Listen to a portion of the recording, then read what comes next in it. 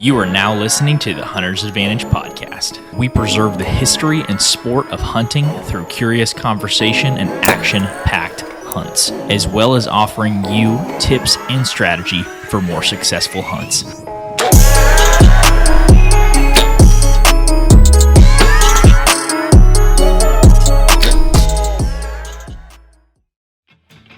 The Hunter's Advantage podcast is powered by Out on a Limb Manufacturing. Out on a Limb is a family-owned company based right here in Oklahoma that makes tree stands, saddle platforms, climbing sticks, and so much more. Christian, I have a quick question. What's that? What bites down harder, a hippo or an alligator? No idea. It's a trick question. The Ridge Runner 2.0 bites harder than both of them. But all jokes aside, we use these products all across the land on public or private. These help us get into any tree we want and hunt where the deer actually are. Most men go to the grocery store for their meat, but these products help you go to God's grocery store. I have used the Out on a Limb Ridge Runner 2.0 and the Shakar sticks for the last few years hunting public land bucks, and I've actually shot several bucks out of this setup. If you want to support the podcast and get some Out on a Limb equipment, make sure to go to outonalimbmfg.com and use code HNTA10 for 10% off at checkout. Once again, if you want to support the podcast, go to outonalimbmfg.com and use code HNTA10 at checkout for 10% off. Now let's get back to the podcast. Hey everybody, welcome back to the Hunter's Advantage podcast. This is episode 187. I'm here with Christian Dwayne Babcock and Peyton Cole Carroll. What's up, everybody? How are you guys? Is that actually your middle name, Carol? Magician never reveals his secrets, Jake. Okay. No, that Big Daddy, Peyton, Big Daddy Carroll. I thought his middle name was robbery victim after this last couple of days. Isn't that it, Wait, Carol? what? I didn't tell Dave. What happened? Perfect, and this is a perfect reaction then. Oh, Dave Jr., I got a story for you. We came back home, or I was hanging out in Veneta, and I got a call from Hunter at like noon or 1 o'clock, somewhere around there, and he's like breathing real hard, and I'm like, dude, you're on Hunter's like, your roommate, stair by the way, stepper? for people Yeah, listening. yeah. I was like, man, you on a stair stepper? What's going on? And he was like, we've been robbed. I was like, what? He's like, we've been robbed. It's like, are the deer mounts still in the house? for Friday. Yeah. He went in. Yeah. Everything in your room looks like it's okay. I was like, nah. Did they take the guns? He was like, yeah, they got your guns. And I was like, okay. They walked past some other stuff, some stuff that's worth a lot more than those Specify. guns. Well, I don't want to tell everybody what's in my house at this point. Well, it's already too late. They already know what's in your house. I've got jewelry and I've got like my bow and my camera stuff, and they end up taking my Sitka bag. Did they take your crossbow? Did they get your gold nipple rings? Yeah, man, they got all that good stuff. That's actually in the box behind me.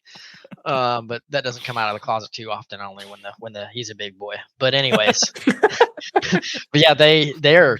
I mean, I hate to say it, but they're crappy robbers. I mean, they stole Hunter's Xbox.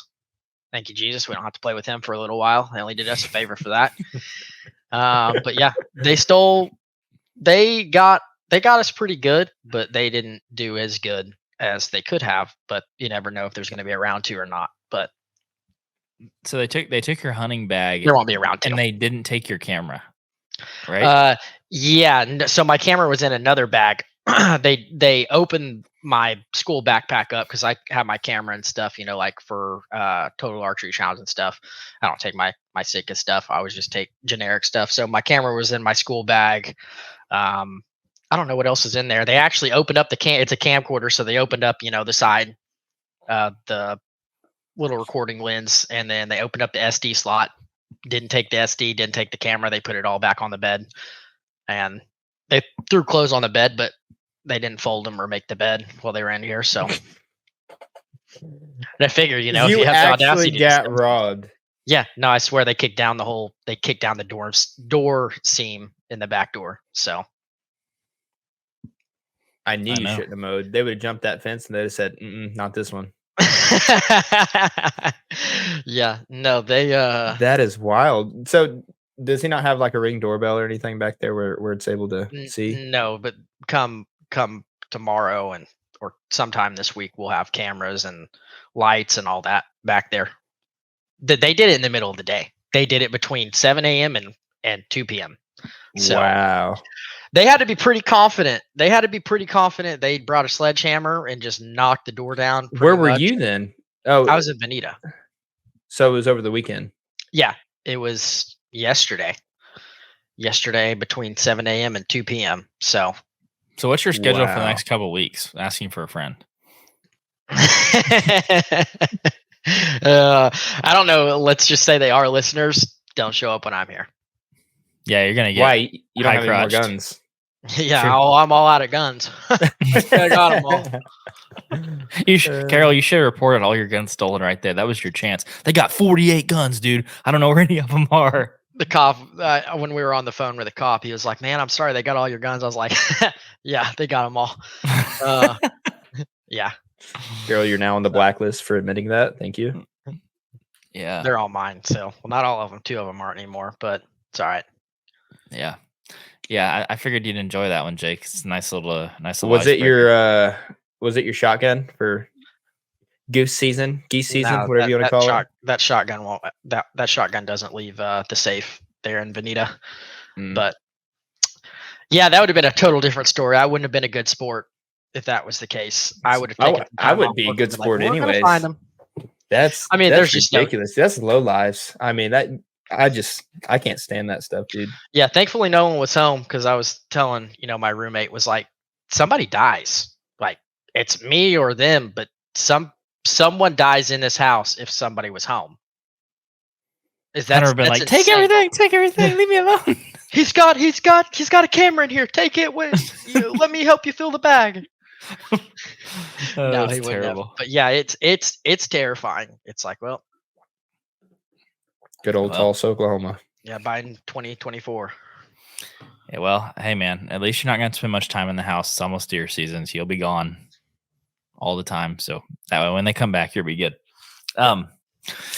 Did you have a no trespassing sign outside? No. Did you call? Did you try calling a social worker? I mean, you probably got a doormat that says welcome, and that's all they were doing. They're just welcoming themselves. Actually, it says live, love, laugh, so it's different. Well, they laughed. They loved 3.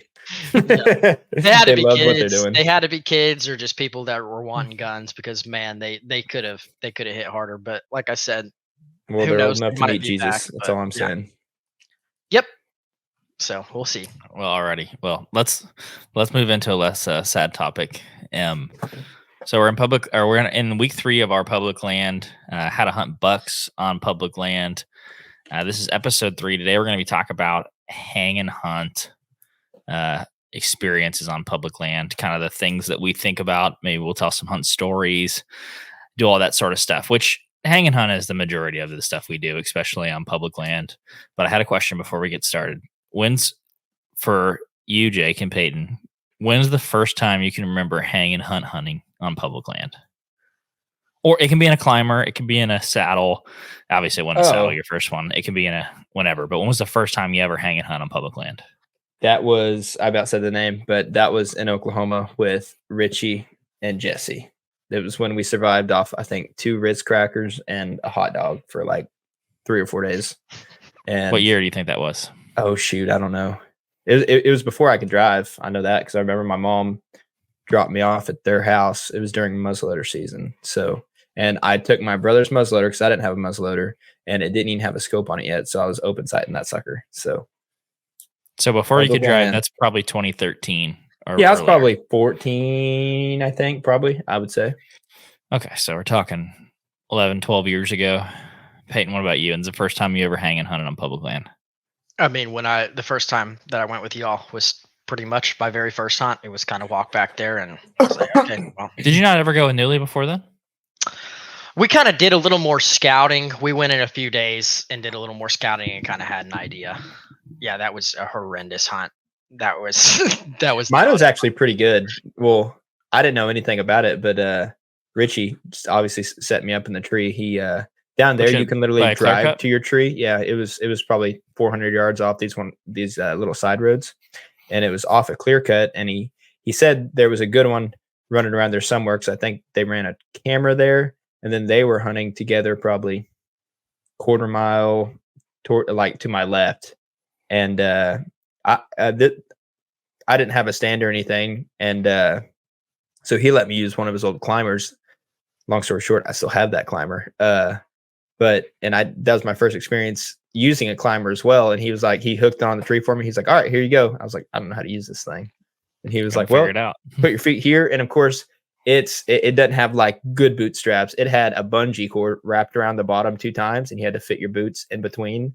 And so like every single time you like shimmied, it would like move a little bit. I'm like, I'm about to lose these things. And of course, it doesn't have a rope attaching it to the top. So it's like, if this thing slips off my boot, it's falling all the way down this pine tree.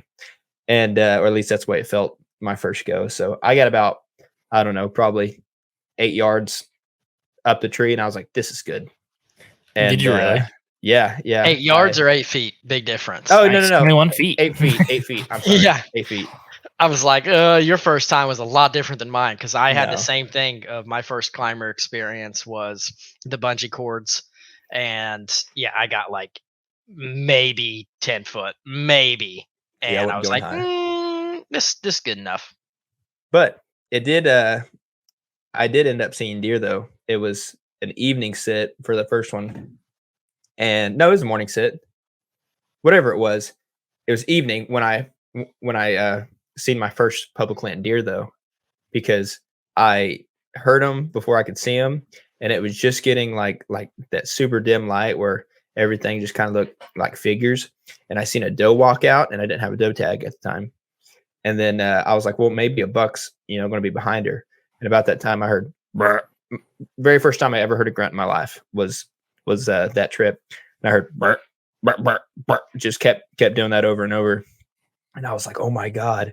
And I think if I'd have had a scope, I would have been able to like at least shoot at something, because obviously I couldn't really tell what it was, but I knew it was a deer because it was grunting.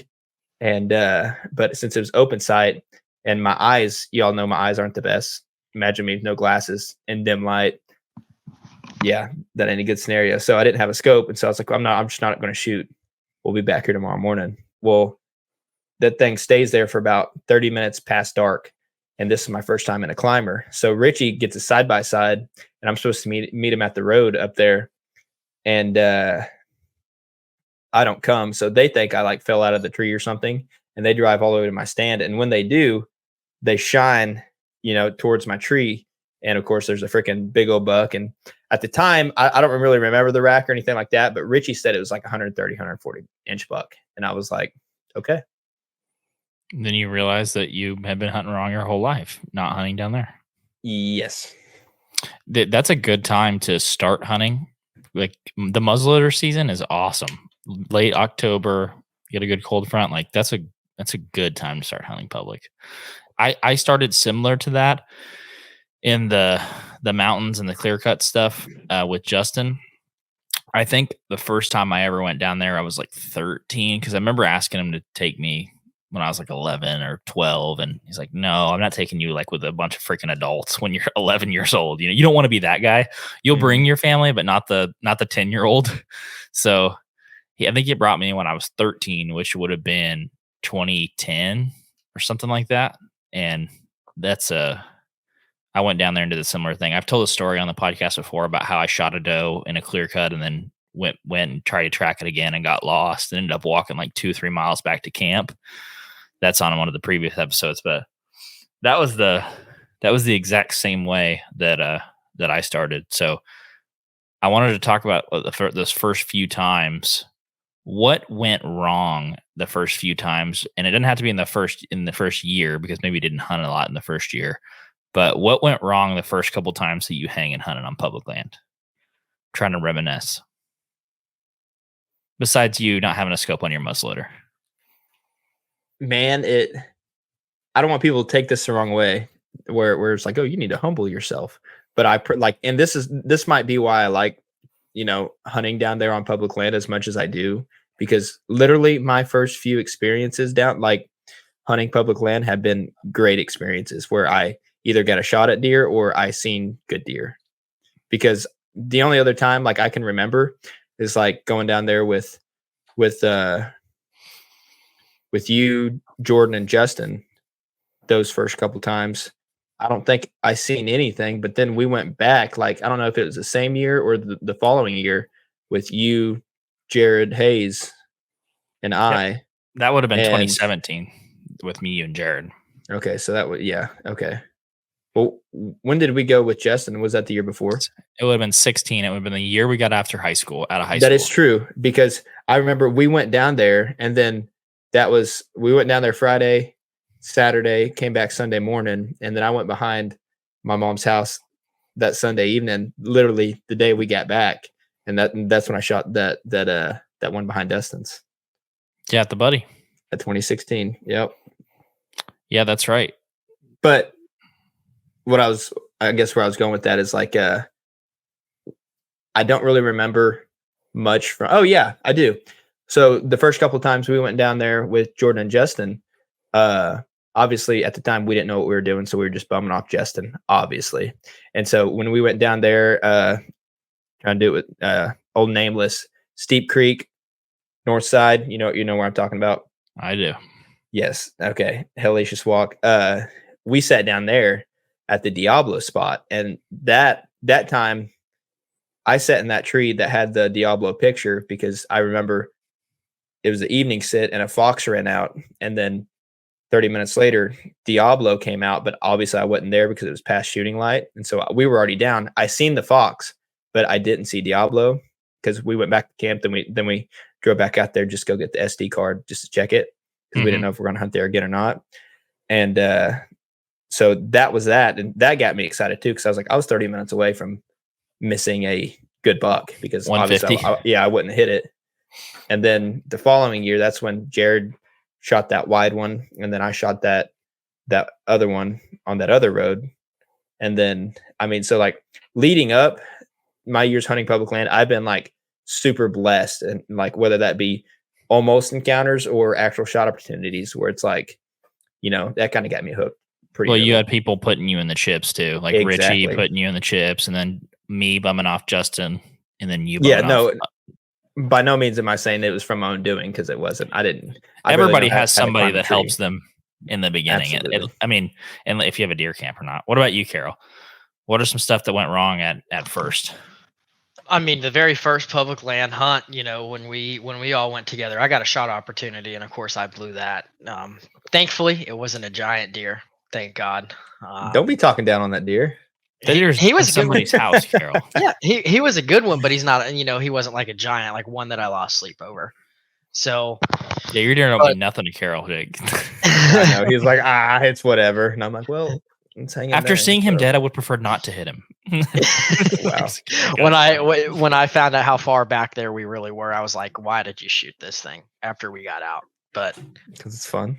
It is. I'm glad that you did. But I think what really went wrong is, I can't say that I've seen a lot of good deer on public land. I've only seen probably 2 that were good, last year in Kansas, and then last year I had, about the 100, he was close to 120, where we normally hunt in Oklahoma. But I think the biggest flaw that I have, and I've realized, is I'm too attached to that Onyx. I'm too attached to the phone. What about it are you attached to? Just looking at, this looks like a draw. Oh, this looks like a ridge. This looks, this looks good to me. And then I go hunt it. I'm like, what the heck? But I'm not a deer.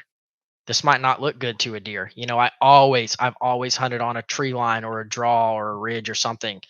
And it's like, hey, they might not like that there. They might not prefer that. They might not prefer rocky. They might not prefer the hilly, and other places they might. So I think Onyx is really, it helps me kind of pick an area, but I think that I was too attached to that area because of Onyx, instead of just walking in there. And the first time that I ever just said, okay, no Onyx, I'm walking until I find sign. This is where I'm going in Kansas. This is where I'm going. I'll be in this part of public, but I'm walking this line because this is my wind. This is the only thing that's not going to hurt me for a wind. I'm walking this line until I find something that I'm like, okay, this looks good to my eye, not on the phone, but this looks good to my eye. And I went 1 for 1 when I did that. So that was the last hunt I went on. So I'll do that more often, probably. That speaks a lot to the episode that came out.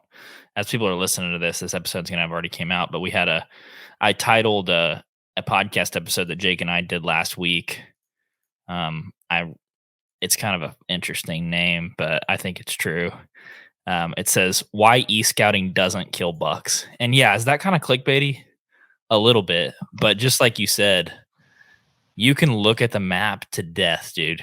And you can walk in and if there's not sign there, but you think the deer should be there, you can sit there for 2 years and not see a deer. But you're like, but the e-scouting, bro, it looks amazing in here. Look at this, and this. I thought that was interesting.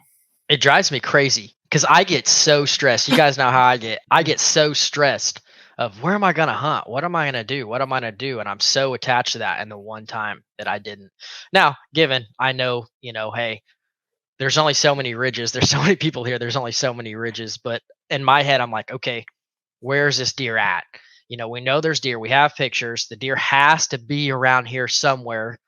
He's got to be around here somewhere. Where can he be? Oh, he's got to be right here. Well, it doesn't work like that on public because they can bed anywhere, anywhere.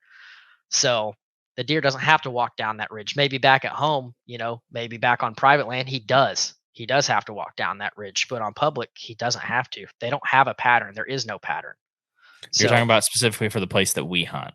Yeah. Yes, the topography. Kansas is different because Kansas, I think we touched on this last week too. Like the way you e-scout is completely different in like ag country versus like mountains. Like more wooded areas where because like in Kansas and stuff, obviously timber's like the limited factor in there because it's mainly ag fields, and then you have just those slight strips of timber that the deer's probably going to be in, especially when they like harvest the beans or whatever else they plant that year. So where the deer is going to be. It's easier to e-scout ag country rather than big timber, kind of where we hunt, where everything looks good.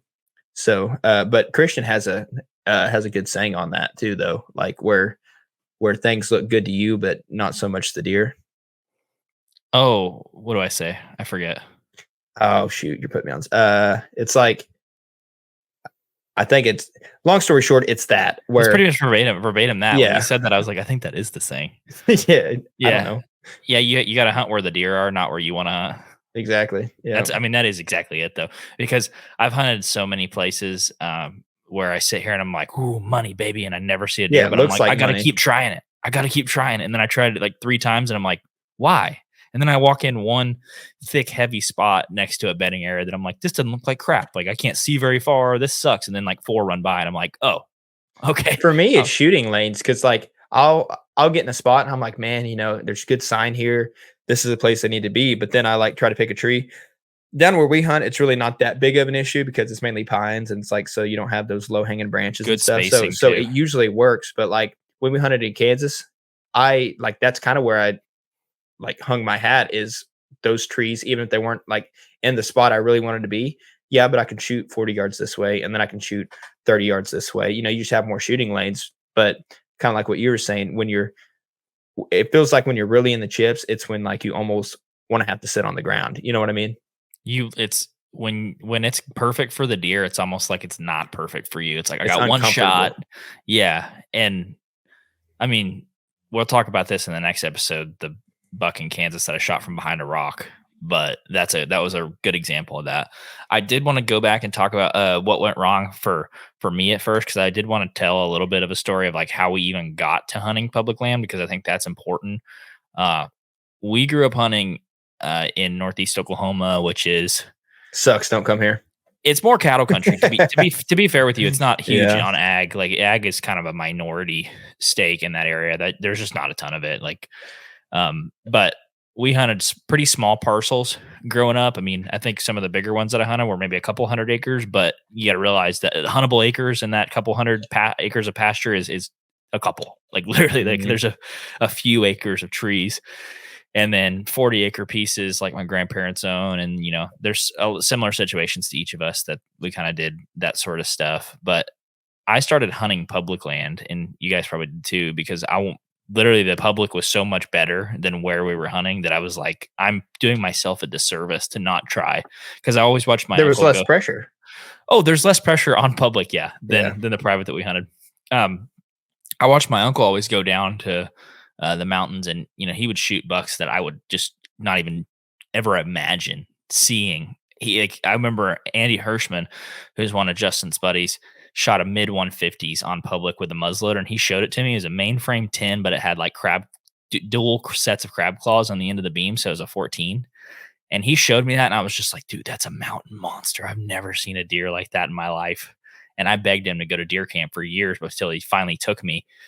But that's kind of how we got in that situation. At least me and Jake. Peyton got into it maybe a little bit later, but that's how we got into it. Was like wanting to shoot bigger deer, and out of necessity, because you typically, like for me, I don't have a single place to hunt in Craig County anymore.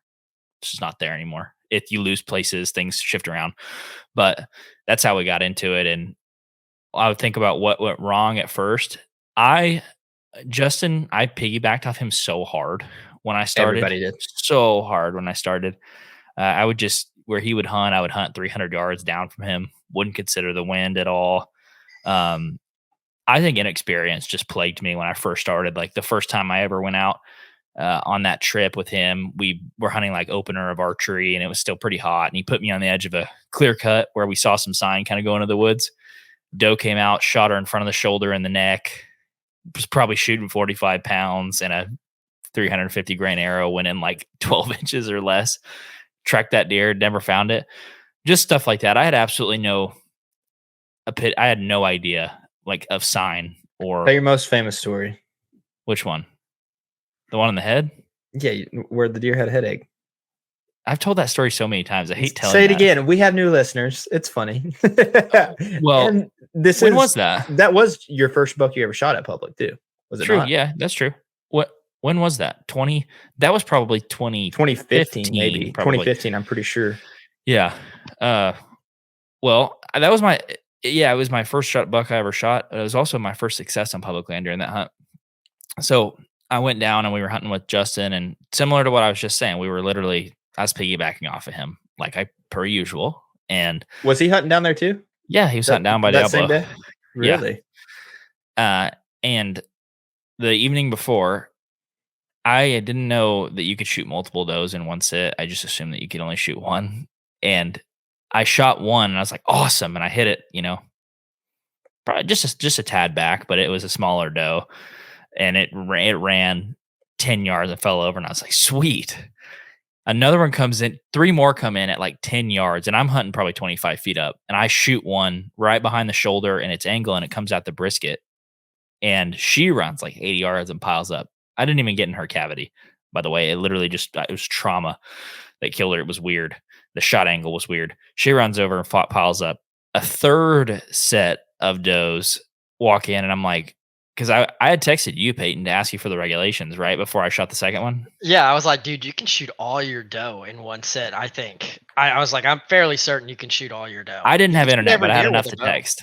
Yeah. Every deer with a bow in one day, I'm pretty sure. Yeah, so I texted Peyton, and he's like, yeah, you can shoot all 4. And I was like, okay, cool. And I told Justin, deer down. He's like, sweet. I said, another deer down. He's like, sweet. and then I was like, here comes more. Can I shoot one? He's like, stop effing shooting. he's like, we got a long drag out of here.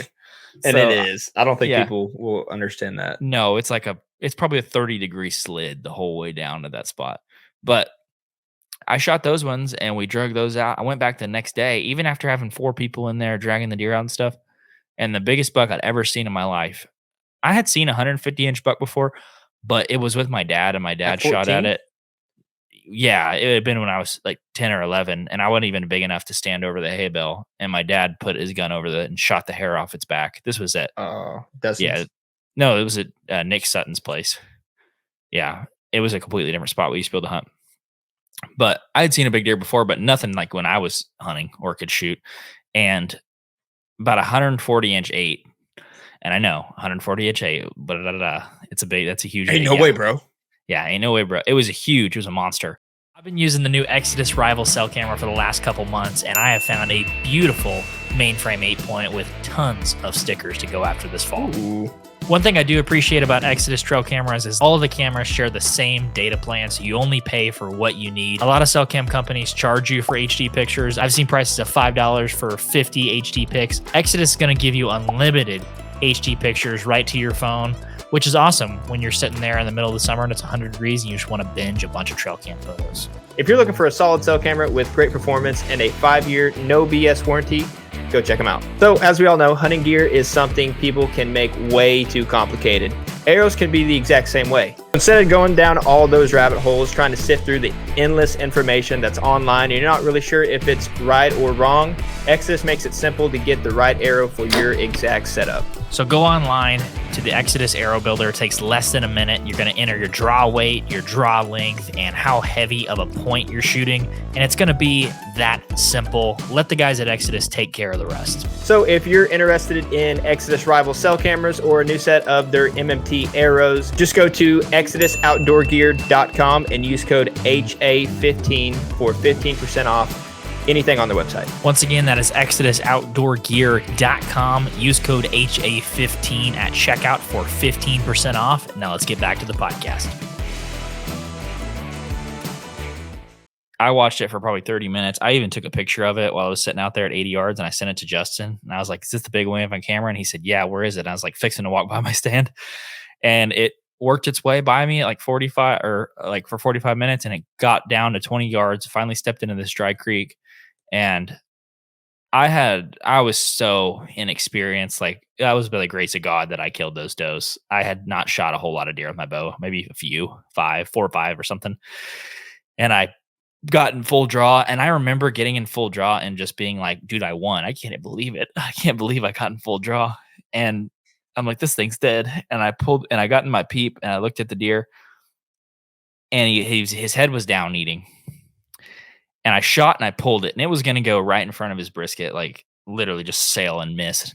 It's going to be a clean miss, but he had it. Like I said, he had his head down.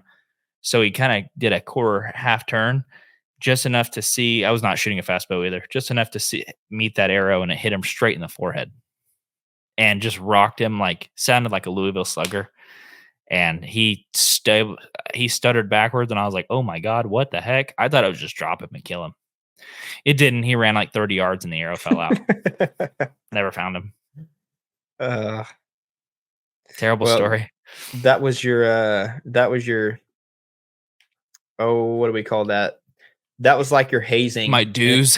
Yeah. That was you paying your dues. Cause it seems like down there, everybody starting out that I know of, and I'm sure it's even happened to Justin. I know it's happened to Jordan, of where you have to either completely miss or wound a deer or, the big buck before you end up getting one down. And I honestly think that's just a common theme. Like the mountain seems like the grounds. And he definitely is he likes owing people instead of the people owing him, if that makes sense. Yeah. And it's not like you're taking a group of people down there that never shot a bow before. It just seems like it works out that way. Like the mountain has kept some score. It's hard to. Okay, Carol, your 11-pointer was yours keeping score. That was your icebreaker. That was a miracle. That deer turned and ran before my arrow even got there. And I was like, we ain't finding him. Him. Turned out to be him. You lost that skull cap, didn't you? Yeah. I put it out in the yard to bury it to see the bacteria and stuff eat it, and then either a cat, coon, or possum. Robert's got that thing too, huh? Yeah, Robert's got it as well. So. Man. So what I want to talk about next is there's a few interesting decisions that you have to make when you're hanging hunting on public land. Like you get out of the truck, you got your stand on your back or your saddle platform on your back, and you're walking in. If you don't have a tree picked out, which a lot of the times we don't, you like to have a tree picked out, Jake, but a lot of times we don't, because I love it. We don't spend as much time, looking for that specific tree, because it's obviously going to change in the fall. But when you're walking in, how do you know what gives you the confidence to say, I'm in the chips or I'm not in the chips? And what is something that makes you stop and immediately get in a tree? Which one do you want to go first? Carol, go first. Carol? It's just an internal thing. I don't know how to describe of like how I look at it is, am I willing to sacrifice a morning here or an evening here? Like you're only limited on hunts. We have jobs, we have other stuff we got to do, we got to get back to. We're limited on time of, is this good enough to use a sit on? And if I say yes, I'll always give it a shot because I haven't figured out what spot makes another spot better yet. I mean, I'm still new. I've only hunted public land for this will be like what, year 3? 3 or 4. Yeah, 3 or 4. No. So yeah, I don't have that chip on my shoulder yet to say, oh, this is it. Obviously, if they're sign, my opinion is, hey, a deer has been here. Why wouldn't he come back again? Why wouldn't he? Unless somebody shot at him or spooked him out of there, but you can't assume that. So if I'm willing to sacrifice a morning to try it, then I don't have to go in with this is it, attitude. I have to find something that I think, okay, this is good enough to try. If I don't like my sit, if I don't see anything with 4 legs at all, I probably may give it one more shot, maybe, or I'm out of there. So do you, like, let's say you walk in, you see a couple rubs, you see a nice trail, you see a few beds, and you see some crap. Is that enough for you to go, okay, I'll sit right here, I'll try it? Yeah, absolutely. If I see like any sign at all, I say, oh, there ain't cattle out there, So this is Ron Jeremy's, but this is a deer trail. I don't think it's a hog trail. So I'll set up on it and give it a shot. But like I said, some stuff's gonna change this year. To be fair, apart from the like places that have a lot of rubs in one little spot, the sign is not like just like kicking. That's what I was about to say. Go ahead. What were you gonna say? Oh no, like sign, just what you were. Sign isn't. It's really hard to see because after hunting Kansas and then like down there's no like defined trails because half of it's rocks, dude. Well, that's the thing. Like if you've been around any livestock, that had like around any timber, whether it be horses or cattle, they'll literally make a cattle trail, through some of the timber, and like that's what they walk. And like if you're a human walking on it, it's easy to see. That's why they call it literally a cattle trail. Like, oh, that looks like a cattle trail. Down there's no trails like that. I don't think they literally walk the same place twice, or at least it seems like I've never seen a buck do that. I've seen does maybe walk the same area, but I don't think they're following any certain trails. I think to know like for sure, oh hey, deer's been there, you just see some old droppings or something like, okay, a deer's walked here. Unless it's like that 3 or 4 year old clear cut where it's like super tall grass and it's really knocked down. That's about the only time you can tell. Carol, what about food availability? Does that play a role? Like, obviously there's native grass and browse there, but like if you find a good acorn stand, does that make you want to sit? Or are you mainly just like, hey, I'm going to look at sign? I'm just going to look at sign. I mean, I'm not smart enough to identify trees and say, oh, this, they might come eat here, but I mainly hunt over sign. And my goal too is when I find sign, I don't have to hunt on that trail. My philosophy is I just have to get within 40 yards of the deer. That's my comfortability shot of, hey, I will shoot if he's within 40 yards. Anything over 40 yards, it's just dependent. But my goal is be big. Yeah, it has to be a giant for me to be uncomfortably shooting that far. But my goal is, where can I get that if he does come back through here, I'm within 40 yards. Yeah, and that doesn't have to be perfect. I really believe there's several trees that you can kill a deer out of. I don't think it's like that's the one tree. You know what I mean? Yeah, that's what I have a hard time with because I mean, just like Carol says, like you want it within 40 yards. I would think that's pretty average for most people. But that's what gets me is like, especially if you have a whole bunch of pine trees, every tree's the same. You can crawl up and dang near any one of them. Every tree's a hunter. But that's the thing. It's like, do I pick this one? And then my mind gets to thinking, okay, what if he walks, just 15 or 20 yards out of range for me right here when I could have picked this one and been in the chips? Does that make sense? Like, that's just what I think of. I think about that all the time, especially when you have a ridge. Cause I used to hunt a lot of, I hunt a lot of ridges of which side do I need to set on? Cause the sides are horrible. Which side? And I just have to pick like, well, if he doesn't walk down this side, I just don't get a shot, and I'm like, hey, I can't sit in the middle. I can't sit in the middle because it's still going to be it's too far of a shot. It's to pick your poison. Which side of the ridge? Well, if you sit in the middle, you're kind of. I mean, if you are able to shoot across, it's like at that point you're not getting. There's not a 50% chance you get a great shot and then or no shot. It's like it's a 50% on either way it goes, either way it comes from. Does that make sense? You're just you're doing crappy on both sides. Exactly. Yeah, I would rather take my gamble to get a hey. He's gonna walk close to this ridge. He's gonna walk close to it. Which side he's gonna walk down? So Jake, for you, when you're walking in on a place you have not hunted before, maybe you've seen the place, but what makes you feel I'm in the chips, and what makes you stop and say I'm not going to go any further? This is it. The number one thing overall, and I feel like you're going to say this too, is if you bump a deer, that's like, okay, I need to hold up, and depending if you can see, if you walk in for an evening sit, you see it's a buck or something, you dang sure shimmy up a tree super quick because it might come back around or whatnot. But if it's a morning sit and you really don't know what it is and you think it was a doe, it's like, okay, I might be able to venture, just push a little bit further, kind of where she ran to, if that's kind of the direction you're heading, and then set up shop there. You don't have to set up exactly where you bumped it, but maybe, an extra 20, 30 yards more. That's the best sign. What I do. Yeah. Bumping a deer is the best sign. I know Billy Bob Joe 69 on TikTok told us that that's stupid and you should never bump a deer to go hunt on public land, but that's what you're looking for. I'm trying to hunt a deer, so seeing one gives me a pretty good. But no, go on. What else were you gonna say? I mean, other than that, like, I know a lot of people want to hear like the magic words. Oh, as soon as you see X amount of rubs in a spot, that's when you know it's really But that's really, it's all dependent, right? Because I know in Kansas, I walked past when I went and hunted that bean field on the other side of that water source.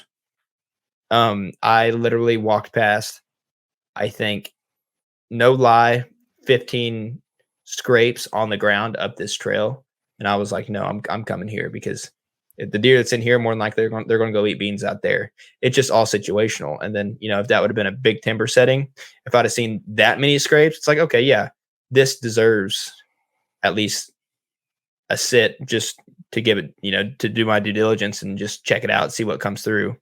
But other than that, like, I mean, it's all just trial and error. Like, I think a lot of it has to do with like gut feeling at the moment. Like, what are you feeling? Because I mean, you be a hunter, like, sure, stats and analytics help, like when trying to figure out stuff, but that's what you're out there to do. Like, if you have a gut feeling this will work, it might be the stupidest idea, but if it works, you're a freaking genius. You know what I mean? So that's what I think it is. I mean, it's instinctual. We've been doing it for a very long time, so you might as well just listen to your gut most of the time. So if you think you need to set up over this rub, set up over the rub and try it out. I mean, yeah, time might be of the essence if you're going away, if you're away from home while hunting, but I mean, it ain't really going to hurt anything. If you think, you see a rub or a scrape or, you bump a deer, set up and waste the morning on it, waste a couple hours in the morning, the prime time, and then get up and set from 10 to noon at another spot, just to check it out, and then go back, eat lunch, and then pick your poison, whichever one you want to sit at. Mm-hmm. I think the feeling thing is a big deal. And I think it's one that's hard to describe. It's almost like, could I see it happening here? And if I can't see it in my mind happening here, like, ooh, I could see one trickling down there, then I don't have confidence in the spot. And I'm already wanting to, like, when I get down and I don't see something for a few hours, I'm like, I want to get down and try something else. Mm-hmm. I knew I didn't have confidence in this spot. I shouldn't even have tried it. Oh, go ahead. No, go ahead. I was just going to ask you. So, like, before you get into the beans on this, what's your stopping point? What makes you want to shimmy up that tree? It's like it's a 3 strike rule. Like, if it's a few things stacking together. Like, if I walk in, I see a rub, I'm like, okay, sweet, that's awesome. If I keep walking, I see a scrape, I'm like, warmer, Then if I walk in, see a scrape, and then maybe a few beds and poop, I'm like, ding, ding, ding, ding. It's just it's a combination of those 3 things together. Because you can walk in and find a bed anywhere, and you can sit over that bed and not see anything, or you can walk in and see a rub and sit over it, or walk in and see a scrape. To me, it's when I see 1, 2, 3, 4 of those things together, and I like the general area that I'm in, and I can see it happening. I think it's a balance of what you were saying, like the data of like, okay, I see what my eyes see, and then but how do I feel about that? And then it's like, if you've hunted in an area many times before, if you see an area that looks like a place that you killed a buck in the past, like, okay, this spot kind of looks like where we killed that buck back here, or saw that buck using this, like for instance, the Booner spot, and then the area that we're going to hunt for a different deer this year. I'm like, this looks kind of similar, in a lot of ways, like the creeks and all that stuff. I'm not going to get too deep into that, but you know what I mean? Well, the way you're kind of describing it, it's almost like you need to like assure your assurance. Does that make sense? So if you see that sign, whether that be a rub, you walk a little further, and you need that to assure your assurance, where you see that scrape too. It's okay. Now I know for sure, that wasn't just a random rub, because they're, obviously they're scraping here's, and then whether you jump a deer, it's like, okay, it's almost like a building effect for you then, right? Yeah, it absolutely is a building effect, and it's a feel thing. And when that happens, I'm really decisive on like, okay, there is definitely too much. There is too many steps, like, because what'll happen is you'll find sign. And then if you go far enough, you find the deer and you're like, oh, frick, too far. That's kind of how I think about it. Like, I've found sign, and I go a little too far and I find the deer, whether that's a buck or whatever. I'm like, okay, I should have just set up on that last point where I was like, I'm good. Because you can't get on top of them. You're not going to get 25 foot up in a tree, 50 yards from them, and they're going to walk by. It's just maybe Dan Infalt will, but I won't. That's just how I do it. It's a lot of feel. It's a lot of just experience. When I first started doing it on public, it was like, dude, I didn't know my head from my butt. I'd be like, can I hang in that oak? Do we have extra straps? Can I get around it? Like, no, that's how it went. I'm trying to think. So once you find that, like, granted, this might be a stupid question because it's so like situational, but what makes you want to pick one tree over the next? Because I think that's good to talk about. Because I always have that grass is greener like mentality, where kind of like what we talked about a second ago, Carol, where you could want to set in this stand, but then if you go that 20 extra yards, maybe that's a little bit closer to the ridge. But then again, if you're on a hill, let's say you're on a hill and you want to set in this tree, but then if there's a tree just a little bit, probably 20 yards down this ridge, you might be able to poke a shot if they go to walk the bottom of the other side. But at the same time, if they come on this trail where you think they're going to be walking, you might be eye level. If you're 20 feet up in the tree, you might be eye level with those deer. Kind of like that one situation where me and you hunted on the last day. It's a card game. Yes, Carol, I'm talking to you. I didn't know if you're talking. Come on, Prison Pate. Pay attention. Prison Pate, is that what they're calling me now? Damn. Yeah.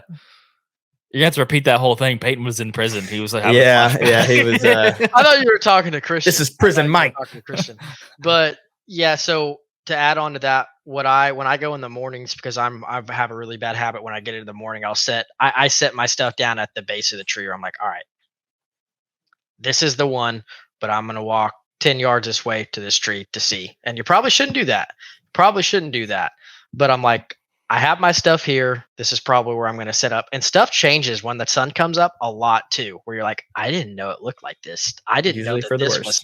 I didn't. Yeah, that's what it seems like. I'm like, this was not a very good looking spot when the sun comes up. You get turned around and stuff like that. So yeah, but you guys really do that? You guys set your stuff down and walk around? I don't do that. Not very far. I won't like send it up very far or anything. That's like my I will go pet check peeve out another. Is like, and that's what screws with my mind so much. What you just talked about. If I even go 10 yards further, it's like I cannot go back to the tree I was just at. I don't care if I can shoot further. Yeah. It's like if for some reason, let's say a doe, because this is what I think about it. Because usually when you want to access, in a perfect world, you want to access with the wind blowing towards your face on where you want to go. If for people that don't know, that's because if the deer's downwind of you, they're going to smell you anyways, and so it doesn't matter if they cut your trail where you walked and smell you there because they're going to be smelling you from the wind. Anyway, so with that being said, like if you set all your stuff down and you go to, oh, what's this look like up here? Let's say you get in that situation where that you walk 30 yards up and then it's like, okay, that tree's better. It has more shooting lanes or whatever. Well, typically if a deer to cut your track like that is probably going to be pretty rare, especially down there. But I always think about this scenario. What if the deer you don't want to shoot comes in first, being a doe?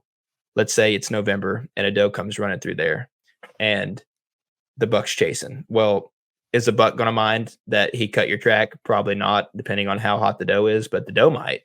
And that might ruin your hunt before it even gets to the good part. And that's what I think of is like, I'm not going to screw up by walking. And if I do, I'm not going back to that tree. I totally understand that. I guess I always think of it in terms of like, okay, I can shoot 10 more yards, but if I walk 10 more yards, I'm going to change the complete scenario that I'm in. So if I find like a good example is I don't think there's one tree to kill a deer in most cases, and especially in the mountains. Boone tree. That's different. I picked that sucker in the dark. I told you that was the tree. It was she was really a bear though. That was probably not the best tree, but it worked out. It was the best tree. So when I think about it, like in the community center, for example, in 2021, I shot that 8-pointer out of a tree that was 40 yards. So I shot a buck out of the tree, and then the next year I moved 40 yards to where the buck had walked. Like I went to the tree that he exactly like walked underneath, and then I hunted that tree in 2021 and shot a buck 20 yards from that tree in another direction. And what I realized through kind of jumping around in there and finding different trees is like, just like you said, those bucks and does and the deer in those mountainous habitats don't take the same trail every time. So I'm probably not going to pick the right one for the day. And so you really have to pick one. And if you see deer do it good one time, kind of stick with it in one way. Because another example is like when me and Justin hunted in the community center, we hunted my tree where I shot my buck in 2021. Well, 3 bucks came dogging one doe 80 yards away. And we were like, dang, if we would have been over there, that happens again, we're going to go, it's going to work. We move over there, and then 150 yards where we were the other direction, a buck comes by dogging a doe that way. And we're just like, dude, we can't win. Like picking a tree. So to me, picking a tree that you can shoot a 50-yard radius around, like kind of like you're saying, that gives you good options in multiple directions, kind of gives me comfort. But the issue with down there is as long as you're not hunting on a super hard edge, you're going to have shot opportunities in multiple directions typically. And so I just try to make it good enough. If I'm within 20 yards of what I think is another good tree, I'm typically not going to push it, just because I think getting up in the tree, not walking around, not shining every tree with a headlamp, I think does more good for you than being in the perfect tree, in my opinion. Also, saddle hunting makes it a little easier too, when you can kind of rotate around and shoot all over the place. That's just my general thoughts on picking a tree. Other people may not feel that way.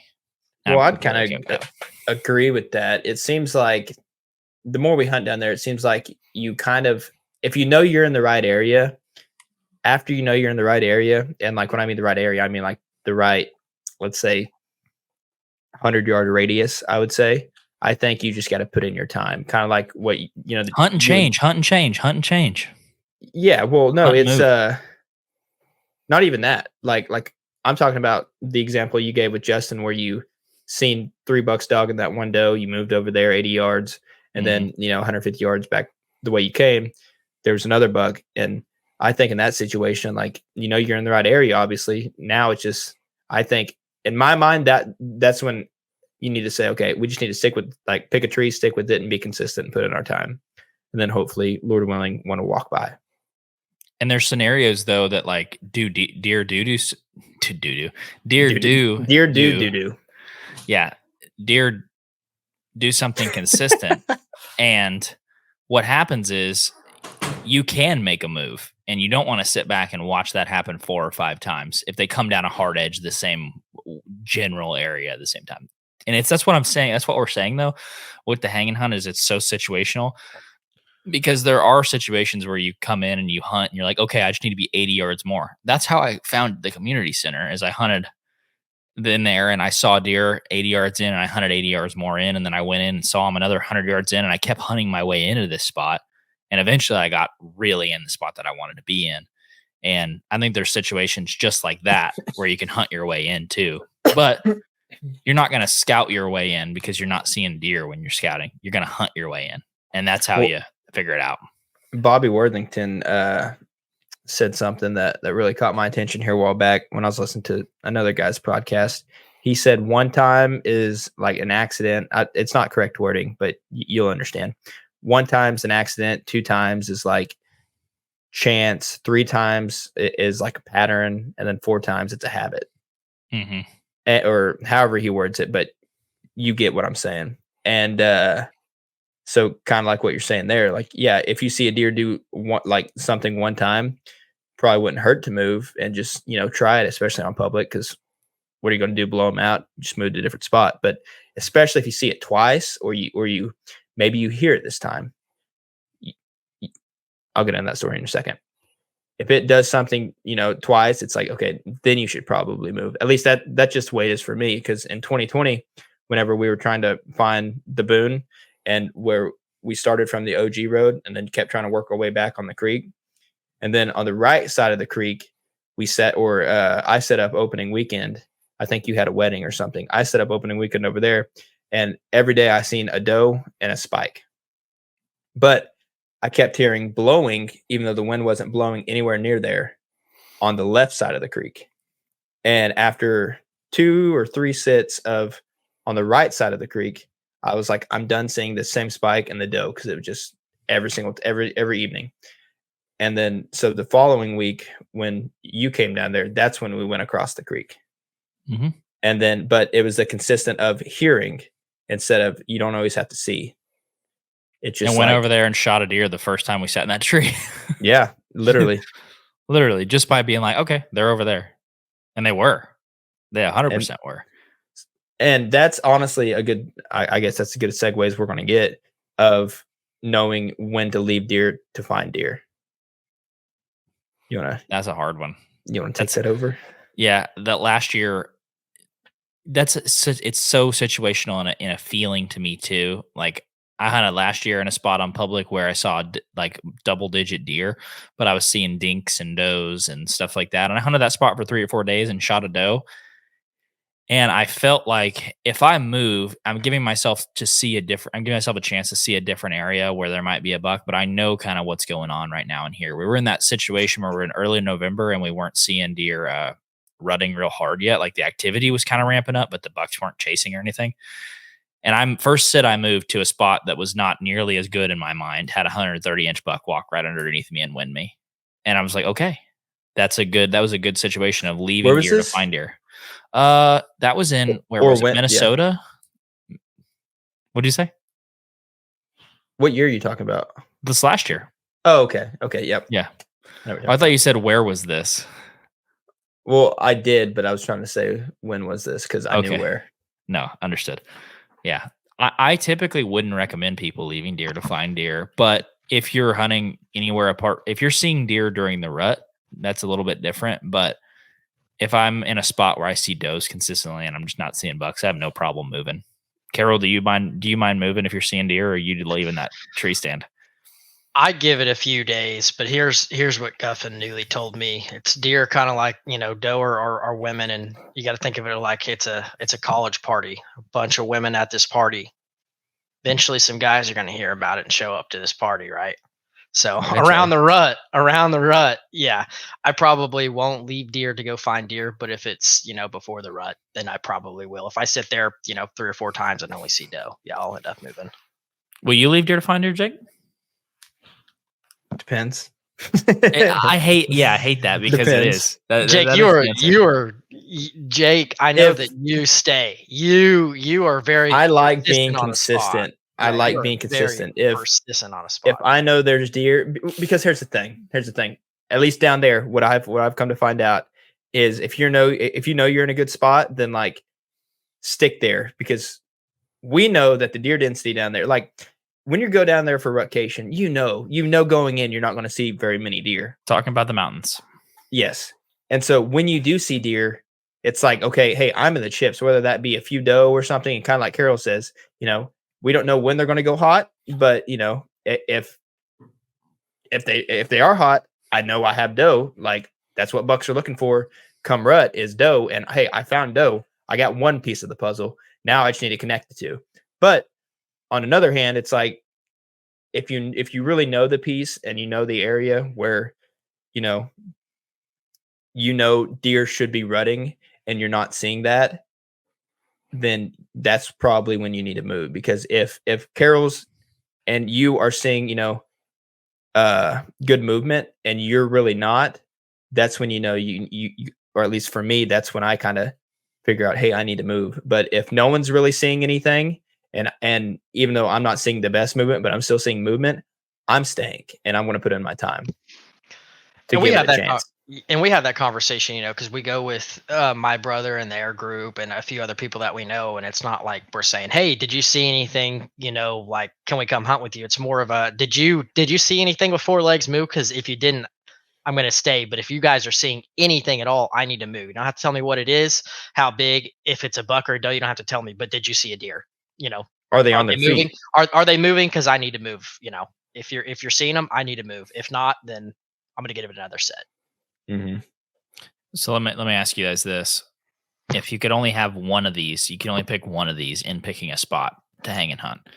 You can either have topography, you can have food, you can have really good access, or you can have an amazing sign. But you can only pick one, and you have to pick a spot based on that criteria. Which one of these are you going to pick?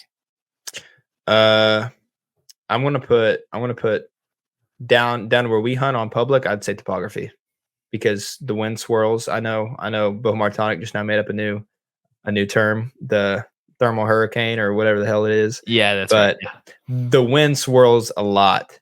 Oh, it's tsunami. Tsunami, that's what it was. Tsunami. Yeah, Google it. But I just want to touch base. I'm not knocking on Bo, but I hate when people try to make new creative names for crap when it can be specified in when 2 words. We'd call it the same thing for a day. The wind swirls. Yeah. And so basically the wind swirls. And so you really can't base your hunt off the wind down there. And so food, it's like, I ain't the best. I'm like, I can tell there's between a pine and an oak, obviously, but whether that's a white oak or a bur oak or what time of year they drop, no clue. There's acorns on the ground. Like, yeah, I'll keep it in the back of my mind. But other than that, like, I don't really pay a whole lot of attention to food because there's typically a lot of oaks down there. You just got to find, I guess, when they're dropping. But so long story short, I'm going with topography, and that's going to be water. And that's going to be one of those fingers that come off that. That's what I'll take any time over anything else. Just a path that you think a deer should walk at some point. Yep. Yes. Carol, what do you got? What would you pick?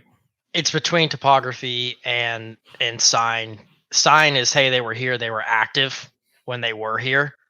I don't think that they were just passing through. They were actively coming through here. But topography you can use, like sign, you can hunt over it. But topography, you can use it to benefit you, or that might hurt you. Like the fingers and the stuff that we hunt, you got to hunt in them because you can't hunt out in an open field, so you can use the topography for you, and you can you can also use it to cut deer off as well. So that's the thing. It's literally the only thing that's not monotonous is topography. Now granted, there could difference. I mean, because there's food everywhere, there's bedding everywhere. I mean, you're going to be able to access anywhere. But the thing is, it's like, that's the only thing that's going to be different in the more mountainous parts is like the topography, and meaning water, a creek system. And then, where there's water, there's going to be a more diverse vegetation source, or you get what I'm trying to say. And so with that being said, like that's why water creek systems are the key, because there's more diversity going on in that little spot. And as we know, deer are creatures of edge habitat. There's possibly going to be more edges in that, whether that be where it meets an oak flat or just, you get what I'm saying. That's the only non-monotonous thing about the whole general area. Yeah, I think in the mountains, I would probably agree with you guys. That's how I learned to hunt was based on topography. It's the only thing that you can really surefire bet on. Like, granted, we didn't grow up with Onyx either, so it's like I can see a ridge, so start walking down that, that sort of thing. So in the mountains, I would say topography. If we were in like a Midwest state, if we were in Kansas, I would probably change that to either food or sign.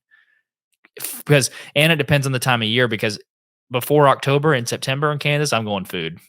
And then during, October, I'm going to go sign. Yeah, and then absolutely. it changes all the time, but it's interesting how in different habitats, different one of those kind of become priority. So, yeah. So this is something I think we need to touch on a little bit, because if you've been through the ringer on public land a couple times, you probably know this answer, but for the people just starting to get into it, I want to ask you this question for their sake. Let's say there's a primo spot where it looks juicy. Let's say they even hung trail cameras back there, and nothing, like obviously no megas like 180, 190, but let's say there's some good solid bucks back there. Nothing to make you want to do anything stupid and power through any like that type of adversity. Let's say it's looks great on the map, looks great on the boots on the ground scouting, but there's human pressure back there. There's a little bit more human sign than you would like. Are you going to try to stick out a 10 out of 10 spot, but have, human pressure in there where you're kind of competing? Or would you rather have a 6 out of 10 spot where you don't have any human pressure? Human pressure turns a 10 out of 10 into a 2 out of 10 at any time. Like you can have, there could be 5 180s in a 10-acre section. And the second that a guy walks in on the ground and does a loop a couple times, they no longer live there. That's not how that works. They don't get 180 this being is like my that. temporary home. Yeah. I would rather hunt the 3 out of 10 that I had to myself than a 10 out of 10 with other people. And I think that's one of the reasons people do not hunt public land. I don't want to deal with this person. Yeah. It's an interesting challenge, but yes, I agree with, like, I would want to hunt near people because deer don't like being near people and deer don't like dying. These things are experts at surviving. So yeah, I mean, does that mean if I walk in, I see one boot track that I turn around? No, but if you get walked up on a time or two while you're back there hunting, it's not going to be very fun. I think that's when And I've watched, I've had people walk in a flannel and sniff acorns, and I've shoot them off and still saw nut deer. sniffer. Yeah, that's a good name. Yeah, pretty much. But okay, I want to finish with this. I want to round it out with this. What is each one of you, what is your favorite hang and hunt that you've ever done on public land? Doesn't have to be your biggest buck on public, but Carol, what's yours? Doesn't have to be you killing one, but it can be. My favorite. I've literally been thinking about this one the entire podcast. It was the day that Jake shot the booner. I just was like, I'm just walking until I can't walk anymore, and I'm screwed coming out because I'm walking in downhill. So coming out, I'm pretty screwed walking out uphill. But I walked in, and I saw some big body deer at the very end of daylight, and I was like, wow. I felt so accomplished. Was like, this worked. This was a lot of work to get back here. I was new to the climber. That was the first year. It sucked, but it was also my favorite, I think. And then also the one in Kansas when I ended up getting the deer. That was that was just the sweetest taste ever of 2 weeks of hunting public land and just saying, okay, changing everything I know, changing everything I do. I'm walking in this line until I find sign hunting over it, and then it worked. That one was probably the most joyful hunt. It's pretty awesome when you can look at a spot and be like, I'll try it. And then you walk in, you see deer, you're like, I'm the man. Yeah. I'm calling guys. I know how to hunt. If you need help, you guys need a spot, I can pick you up. Yeah. I know what I'm doing. Dude, there's nothing better than walking in, seeing deer and be like, could have killed him, or shooting one. It's the best. There's nothing. That's what people on private that only hunt private will never understand. Like seeing a spot, being like, I'll try it, walking in and shooting a deer, you're like, that was awesome. Makes you feel like you know a thing or two, and then you get humbled the next 14 hunts in a row. Yeah, that's what I was about to say. The whole next year you don't kill anything, and you're like, yeah, I understand, God. What's your first hunt on public last year? I saw that one. I was like, oh man, it's first day. I'm not shooting them, and then it went. Bet you should have won 20 next time, huh? Well, let me tell you, Carol. Wait, are you talking about last year where you passed that one, or the first time where you hit the cam?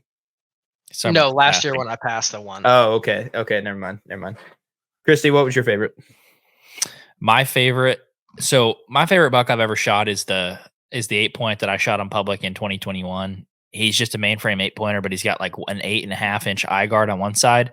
It's basically a huge meaty hook that comes out, and then just a little dink eye guard on the other side. But we had a really, really good 24 hours one time. You shot your booner, and then I went in and shot a doe that same night, which was awesome because you always kind of hand off your arrows as like a confirmation of like, hey, I shot something. Well, I had an arrow sitting in your seat when you open the door, and you're like, did you shoot a buck? I was like, no, I shot a doe. Then you showed me your buck. I was like, oh, that's freaking awesome. We dragged your buck out. Didn't hunt the next morning because we were literally exhausted. Went in the next evening, and within 24 hours, I shot another buck on public. So it shot a 162 and a 131 in 24 hours on public. And I shot that buck at 42 yards. Double lunged him. He ran 40. I heard him coughing, fell over. And I had a pretty tough year up until that point. Like I had shot a couple bucks and hadn't found them. That was a very rough year for me. And just shooting one on public land, hang and hunt, shooting multiple bucks in a week and multiple deer. There was nothing like that. That was just incredible. Still one of my favorite deer. Probably my favorite buck I've ever shot. Not the biggest I've ever shot, but definitely my favorite. That was my favorite hang and hunt. Man, hang and hunt where I didn't know what I was getting into, I think was last year in Kansas on that bean field on the other side of that lake. Because it was an adventure for me because I was like, walking back here, I could just be shooting myself in the foot because I might not be able to like make it across this runoff of the lake. And then also if I get to here, it was a long walk, and I was like, if I get here, I don't know if it's actually going to pan out. And part of it, that's the fun part. Yeah, it is. And then when I got back there and I was like, I'm in literally where I'm at, unless someone comes off of private to like access this public. I am by myself. I have my own private bean field right here. Are you talking lake spot? Private? Are you talking lake spot? Not the 140 spot where I blew out that buck. Yeah, the one deer that Peyton's buck. Yeah. I'd have shot him, and I'd have got him if I was back there. Yeah, well, you probably would have. But yeah, walk back there, beautiful bean field, and it was September in Kansas, and shimmy up a tree, and I'm like 15 yards tucked back into this, and I can just oversee a bean field. And I'm like, anything that steps out, I can at least watch it and then make a move there. And my very first sit, I have just a crap ton of deer funneling out. I probably have 20 deer in a field within probably 80 yards of me, probably about 150 actually. And I mean, there's probably like 7 or 8 does, and then there's a couple little dinks, and then just, I don't know, 45 minutes before dark. And here, that's saying something. 45 minutes before dark, and it being in September when it's freaking 90 degrees. And I'm seeing all this movement, and I see 120, 125 inch buck come strolling out. And at the time, I'm going to shoot him. Long story short, I decided to pass him. That was a mistake. And then 2 days later, I go back in there intending on shoot him. I was going to shoot him the first time. You did not want to shoot him the second. Yeah, right? And I didn't want to shoot him the second. Yeah, because the first time I didn't get a shot. The second time I did, but I decided to pass him because I was like, I didn't come here to Kansas for 120 incher. I will next year. But yeah, long story short, like that's just it. That was probably my favorite because went back there, didn't know what I was getting into, ended up seeing freaking 20, 30 deer that sit. And I was like, this is awesome. I'm doing the thing. And there's a lot of more stories like that to be had, not only by us, but folks that are considering doing hang and hunt on public land. Like if you don't have a good buck on private, or you don't have private at all, or you're just a solo dude that wants to go hunt, there's experiences to be had. And we've had a lot of them on public doing hang and hunt, which is pretty fun. But I think that pretty much wraps that one up. That was a fun episode. Go check out on a Limb. What's the code for that? HNTA10. Okay. Yep, that's 10% off. Go check out Exodus. I know by the time this comes out, dude, it's going to be pretty much deer season for most people across the country, but doesn't mean you don't need another trail camera or a platform. Well, I just figured, the Out on a Limb would be the best one to shout out on this one because this is all about hunting. This episode's about hunting, and it's just like, hey, the best type of hunting. I will be the first to say, and I'm sure you all will get in line as well. Is like, I didn't realize how much of a game changer hunting out of a saddle on public was, because before it was like a climber or a hang on. And dude, after you get comfortable with the saddle, you're like trying to like safety tie both the top and the bottom together so it won't like clink, and then all of a sudden it like comes off a little bit, and it makes you look down the whole time because it's sitting on top of your bag as well. Yeah, you can spend the money and get like an expensive hang on or something, but I would just do the saddle. And if you're going to get a saddle, you might as well get an Out on a Limb platform, because it helps us out, and you get 15% off. Was that it? 10%. Okay, 10% off. Either way, it's American made. Crap ain't cheap. Good it's cheap, good baby. Stuff. It's made in Oklahoma. If that helps. But yeah, it's an absolute game changer. It's a little bit intimidating because it's like, what's a tether? What's the lineman's rope? How do I fasten? You do it once. It's like riding a bike. You learn once, and it's done. And that's I'm right. just saying, like, that's the best way to go. And when you're hooked up to a tree, you don't mess around with making sure you're strapped up when you're going up. You're like, wee. Mm-hmm. So, yeah, go check them out.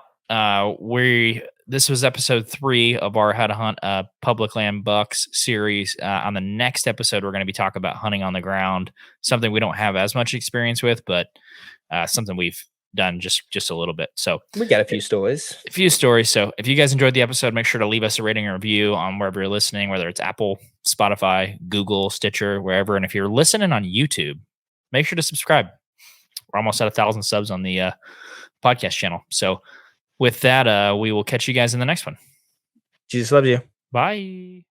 Thank you guys so much for checking out the Hunter's Advantage podcast. If you enjoyed the episode, make sure to leave us a rating and review on Apple Podcast, Spotify, YouTube, or wherever you listen to the podcast. Thank you guys so much, and we'll see you in the next episode.